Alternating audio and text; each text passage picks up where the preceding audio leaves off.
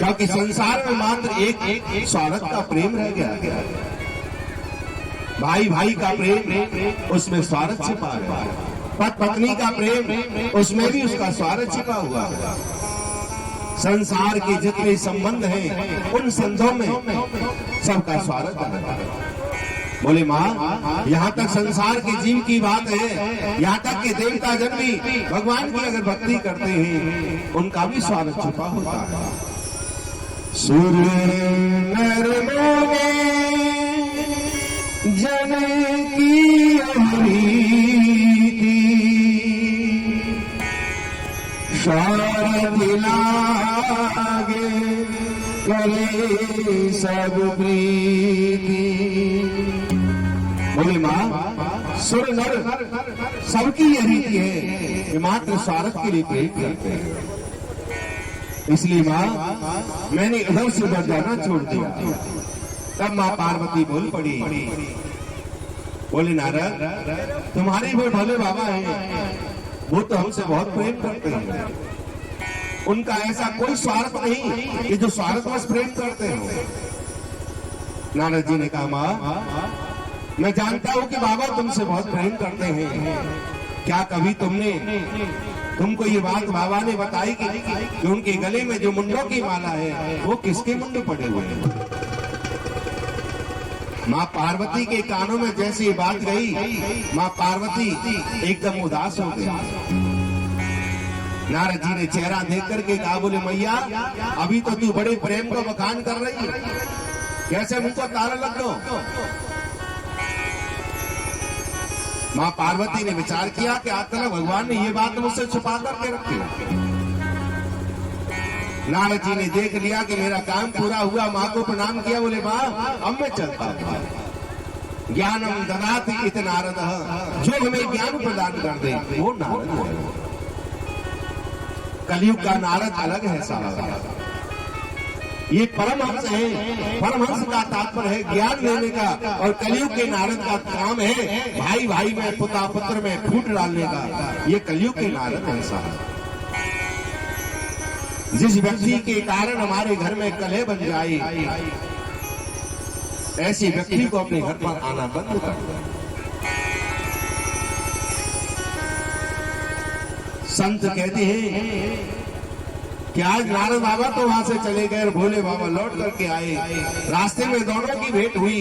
नारद जी ने बाबा को प्रणाम किया। बोले बाबा, मैया याद कर रही है घर पर। भोले बाबा ने कहा, हे नारद, तुम जैसे परमहंस जिस द्वार पर पहुंच जाते हैं वहां तो हमारी अवश्य याद आती होगी। भोले बाबा माँ पार्वती के पास पहुंचे। माँ पार्वती से जाकर के आज देखा तो उदास बैठी है। जो माँ पार्वती भोले बाबा के आने पर उनका स्वागत करती थी, आज उदासी का भाव लेकर के बैठी देख करके भोले बाबा ने जाकर के कंधे पर हाथ रखा। देवी, क्या बात है, आज ये उदासी कैसी है? माँ पार्वती ने हाथ झटक दिया, हट जाओ, दूर हो जाओ हमसे। बोले देवी, आज तक आपने इतना क्रोध नहीं किया, आज कैसे कारण? बोले तुम ऊपर से भी काले और तुम भीतर से भी काले हो। देवी, ये हम जानते हैं कि चिता की भस्म लगा करके हमारा शरीर काला हो गया, लेकिन शास्त्र कहता है कि कर्पूरी गौरम कर्णावतारम संसार सारम भुजगेंद्र। भगवान का रूप तो जैसे कपूर होता है, ऐसे स्वच्छ निर्मल पवित्र रूप है। लेकिन माँ पार्वती की लाज रखने के लिए, उसके सौंदर्य को निखारने के लिए आज मेरे भोले बाबा ने अपने रूप को दबा लिया।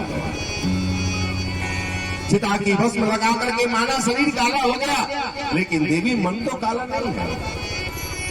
बताओ ऐसी कौन सी बात है जो हमने आपसे छुपा करके रखी हो? माँ बोल पड़ी, क्या आपने बताया कि आपके गले में किसके मुंड है? बोले बस इस छोटी सी बात के लिए इतना बड़ा बवाल। कभी कभी पति पत्नी के बीच में छोटी सी बात एक बहुत बड़ा उत्पात बन जाती है। बोले देवी, क्या आप जानती हो कि किसके मुंड है? बोले आप ही तो बताओगे किसके मुंड है।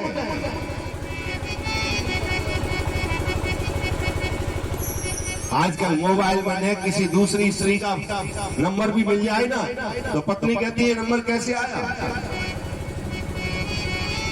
पति रोटी खाने को बैठा हो तो दोनों में लड़ाई झगड़ा हो जाए, खाना भी दुर्लभ हो जाता है, शंका शक जीवन में आ जाती है। यही गृहस्थ को बिगाड़ देता है। देवी, आपने जब जब जगत के कल्याण के लिए इस शरीर का परित्याग किया तब तक मैंने आपको मुंड को लेकर के अपनी माला में प्रो करके रख दिया। बोले प्रभु, इसका मतलब मैं मरती रही और आप जिंदा रहे, अमर रहे? बोले हाँ देवी। बोले हमें भी कोई ऐसी जड़ी बूटी पिला दो, हम भी अमर हो जाए। बोले देवी, मैंने तो बहुत कोशिश की कि आप भी अमर हो जाएं। बोले अब की बात मुझे अमर कथा श्रवण करा दो।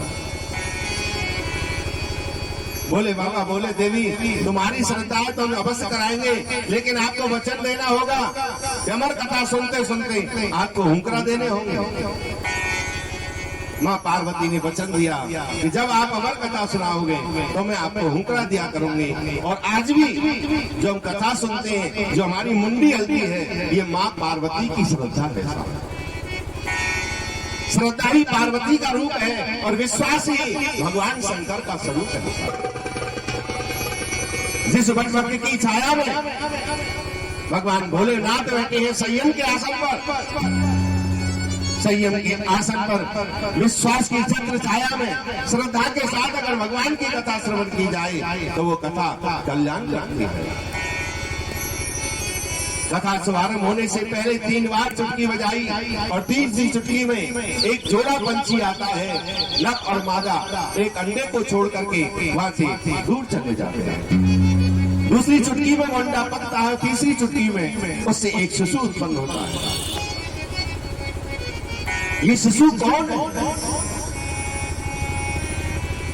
एक बार माँ राधे रानी भगवान कृष्ण कदम के वृक्ष के नीचे बंसी बजा रहे थे, और जब जब मेरे गोविंद की बंसी बजती है तब तक मोर और मोरनी और गऊ उनके पास विचरण करते हैं। सभी पंछी वहां आकर के आनंदित हो जाते हैं। जिस समय भगवान की बंसी बज रही है उस समय मोर नृत्य कर रहे थे, उसकी पत्नी मोरनी उस मोर के आसपास भ्रमण कर रही थी। ऐसे गृहस्थ को देख करके राधे रानी ने कहा, प्रभु क्या हमारे यहाँ कोई संतान नहीं होगी?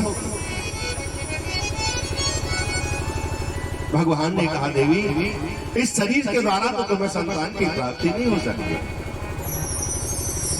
क्योंकि गोलोक की कथा है कि एक बार माँ राधे रानी जब गोलोक में भगवान कृष्ण माँ गंगा के साथ एकांत में वार्तालाप कर रहे थे तो उस समय राधे रानी के कानों में आवाज पहुंची गई। माँ गंगा को जब ये मालूम हुआ कि राधे रानी आ रही है तो भगवान से छुपने के लिए जगह मांगी। भगवान ने कहा, देवी आप जल्दी से छुप जाओ। लेकिन राधे रानी की नजरों से कहां छुपा जाता? सब जगह स्थान मिला, लेकिन कहीं स्थान न मिलकर के गोविंद के चरणों में आई। बोले आप मेरी लाज रखो, बचाओ बोले। और उसी समय गोविंद ने गंगा को पानी की बूंद बना करके अपने पैर के नाखून पर धारण कर दिया। राधे रानी ने आकर के कहा, बताइए आप किस स्त्री के साथ में वार्तालाप कर रहे थे? भगवान को हंसी आ गया। बोले प्रभु बताइए। भगवान बोले, देवी आप और हमारे द्वारा तीसरा है कौन यहाँ?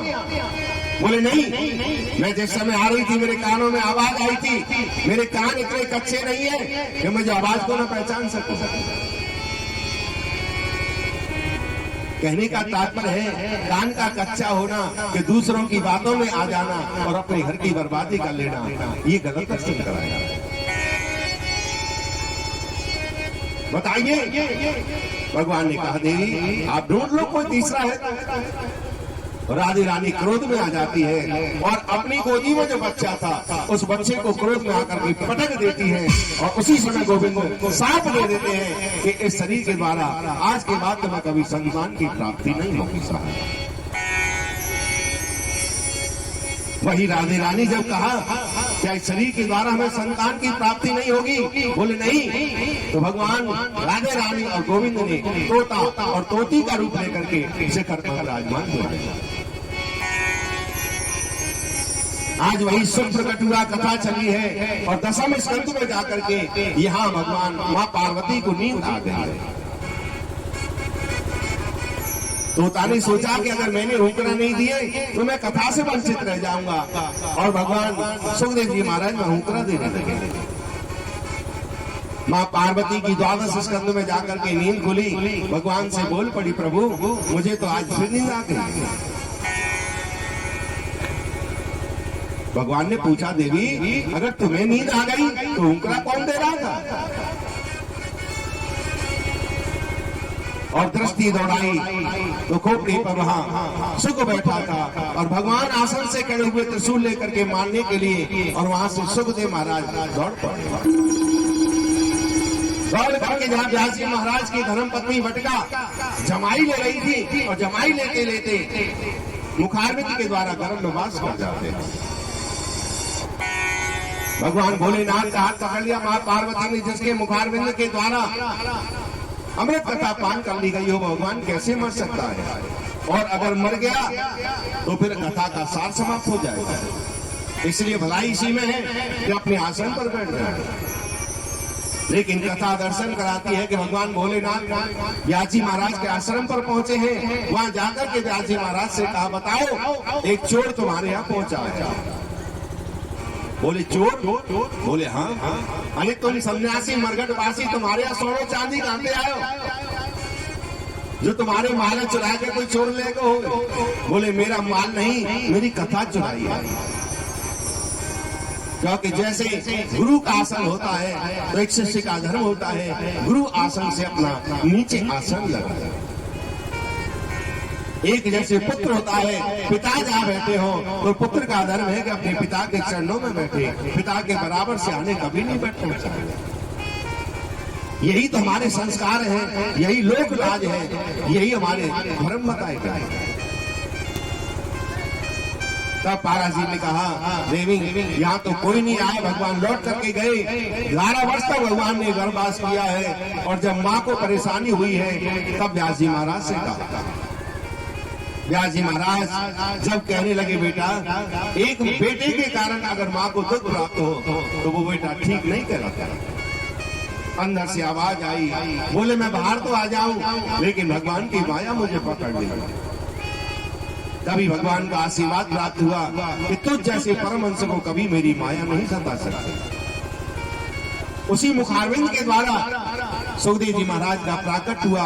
नार को कंधे पर डाल करके जंगल गए हैं, और जंगल आते समय पीछे व्यास जी महाराज दौड़े जा रहे हैं। यम प्रदंत मनपेत मपेत कृत्यम देवपाल कात्र राज हवा पुत्रे के जन्मया तर्वो अवनेदु तम सर्वभूत गुणान्तो अस्मि। बोले रुक जाओ पुत्र, रुक जाओ। शास्त्र कहता है कि जिस समय पिता सुखदेव के पीछे दौड़े जा रहे थे, उस समय नदी में कुछ स्त्रियां नग्न स्नान कर रही थी। लेकिन सुखदेव जी को देख करके उन स्त्रियों ने कपड़े नहीं पहने, लेकिन जैसे ही व्यास जी महाराज की दृष्टि पड़ी तुरंत उन्होंने अपने शरीर पर कपड़े धारण कर लिए।